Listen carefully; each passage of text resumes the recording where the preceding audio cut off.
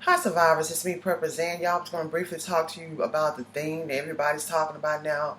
The letters start with S and the end was with POX. I don't want to say it because for some reason a lot of these channels talk about it, but if I go to talking about it, it seems like I get censored or shut down. I'm not trying to get shut down.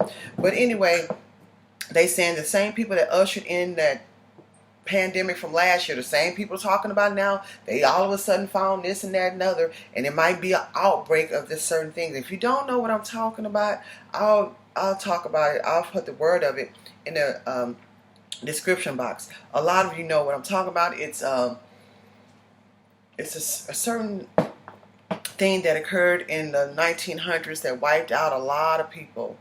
And many years ago, wiped out like 300 million people. These are just facts.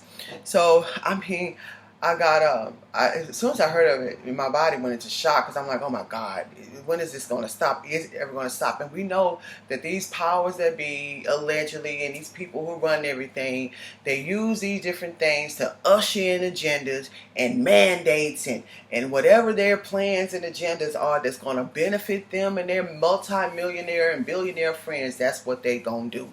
These people are in a position of power, and they just coming out with all kinds of stuff. Y'all, I wouldn't put nothing past them at all, and nothing really surprises me. That's why I tell you guys, just stay ready, stay prepared, have everything that you need in your house, and that way you kind of be a step up ahead of the game. It's no need of us panicking no more.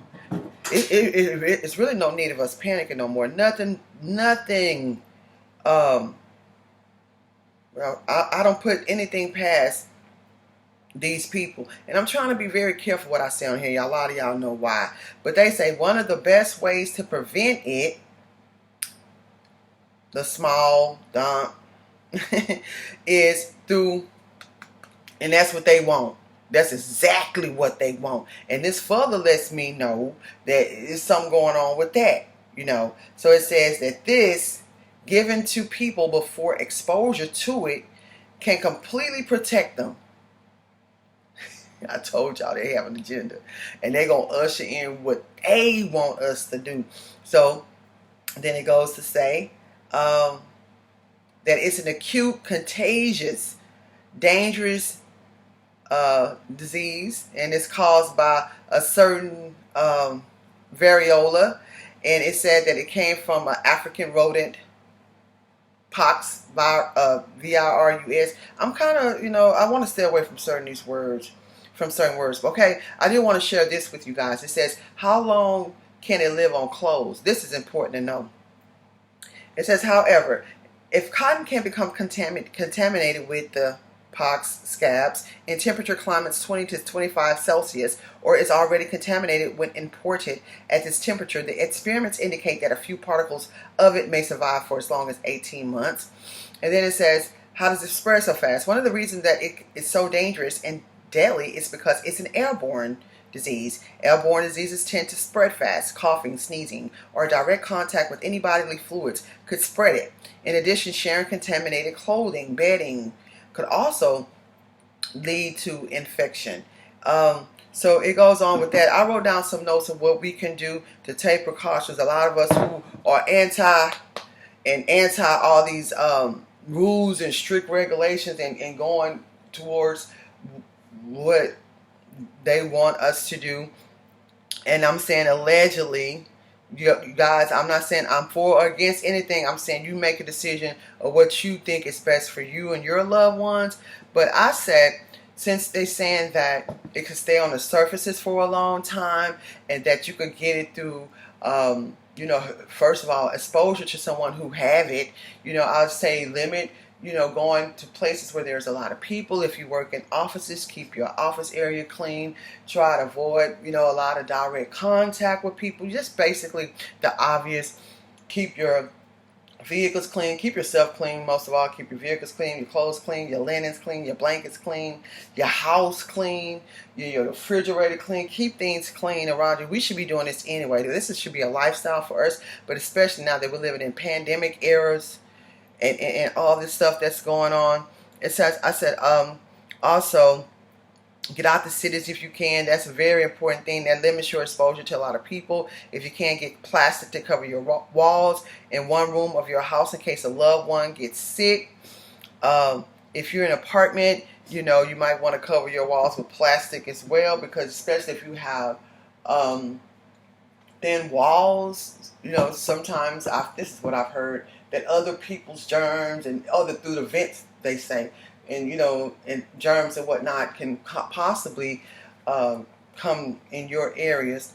So we have to stay a step ahead of the game. Make sure you keep all your medical supplies, your first aid kit, your alcohol, your peroxides, you know what I'm saying, things to be able to try to stay healthy and be able to nurse. I'm not saying, let's pretend like we're medical professionals and try to, heal somebody with it or heal ourselves with it, because I'm just saying, just in case the hospitals are already overwhelmed. They said they already have signs about it. They said allegedly it's already in certain parts of this country. So, my thing is the solution, and, how we can stay a step ahead of everything is just staying prepared, staying knowledgeable of what's going on. I just don't put nothing past these people. Every day I wake up, I'm like, okay, what's going on today? How do I go about surviving this day? And I'm just into, preventative methods, of how to, just stay alive and staying healthy. I don't want to keep on reiterating, but y'all, they're saying that it's out here, and I don't know if this is factual or not, but I'm hearing enough people talk about it for it to be a concern. Make sure you have enough food and water in your houses, and also let your family know if they're not aware, so they could be precautious of having people write directly in their faces, and limiting their exposure. People have a plan on it. When you come in I've been doing this since the beginning of the pandemic. If I go out, when I come in, the first thing I do is take off them clothes, hit that shower. I brushing my teeth. I'm trying to stay clean, and I put those clothes. I learned this is what the people out there in Wuhan were doing, and they put the clothes in a bag immediately. You know what I'm saying, and go and wash them. You know what I'm saying, and because they're saying, like, with this particular thing, it stays in clothes for a long time. It stays in blankets for a long time. Make sure your linens are clean, and make sure everybody around you is staying clean. And these things are just very important for us to do anyway. I suggest hazmat suits. This is what I suggest. Make sure that you have your survivalism. I thought I wrote all that down. Make sure you have all your survivalism prepared supplies. Yeah, make sure you have all those things that'll keep you protected from that. And if you can get out the cities, get out the cities. I already mentioned that. So you guys, y'all leave me a comment. Give me a thumbs up, please. Leave me a comment what y'all think, and if you heard about it and how you're going about preparing for this, y'all. We just have to stay prepared. That's how life is. Stay a step ahead of the game. If they go to God forbid locking down stuff, you don't have to worry about it. You don't have to worry about it. You got enough food, you have enough water, you have enough supplies, you have everything you need. I tell y'all all the time, don't let these people catch you off guard, man. I have been in those situations. I've been a prepper for a long time, but I'm saying as far as how they're just coming, something would just happen. They won't even tell you. You won't even have a warning. And the grid to go down and the water be off. Because so many of us are dependent on this system.